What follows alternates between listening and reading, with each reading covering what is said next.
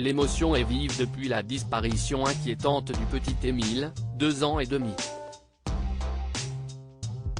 Et Isabelle Balkany, très touchée, s'est insurgée contre la folie des réseaux sociaux, elle qui ne veut pas perdre l'espoir infini. La course contre la montre est lancée depuis déjà trop de jours. Trop de jours insoutenables pour la famille du petit Émile, enfant de 2 ans et demi, disparu de manière inquiétante le 8 juillet au soir. L'enfant s'est échappé un instant à la surveillance de ses grands-parents alors qu'ils se trouvaient dans leur village du Vernet, Alpes de Haute-Provence. Un fait divers comme on souhaiterait ne jamais les connaître et qui a plongé la France dans une vive émotion. Les enquêteurs sont sur le pont, à la recherche d'indices sous du corps du petit Émile, alors que la mère du bout de chou a diffusé à de multiples reprises un cri du cœur, un message vocal par haut-parleur. De quoi émouvoir, et faire réagir sur les réseaux sociaux. Et comme toujours, avec du bon comme du moins bon.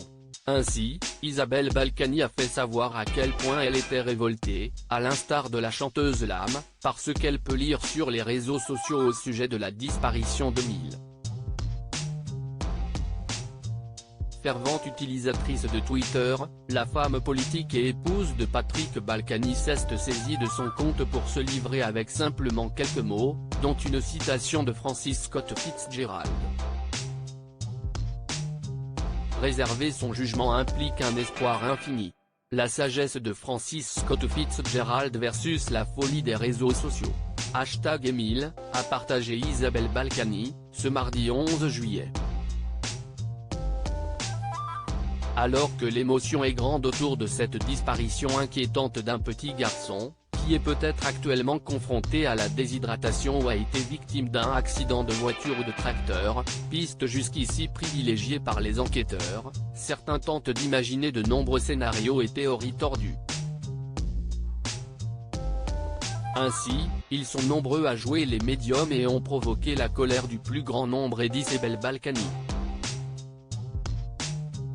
Elle s'insurge ainsi contre la folie qui y règne, et souhaite que l'espoir continue alors que la course contre la montre continue. Où en est l'enquête? Concernant l'enquête, les dernières révélations sur le sujet faites par nos confrères d'Europe 1 affirment que si est la piste de l'accident suivi de la dissimulation du corps du petit Émile qui est pour le moment celle qui est privilégiée. Une bien triste nouvelle qui fait froid dans le dos. Nos confrères précisent néanmoins que, pour le moment, le parquet ne confirme aucune information, le procureur de la République continuant d'affirmer qu'il ne privilégie aucune thèse jusque-là. Si les battues pour retrouver Émile viennent de prendre fin, la section de recherche de la gendarmerie de Marseille, elle, poursuit. Et des résidents du village et notamment du hameau du Haut-Vernet, composé de 25 maisons, puisqu'il s'agit du lieu où a disparu l'enfant de 2 ans et demi, ont été entendus.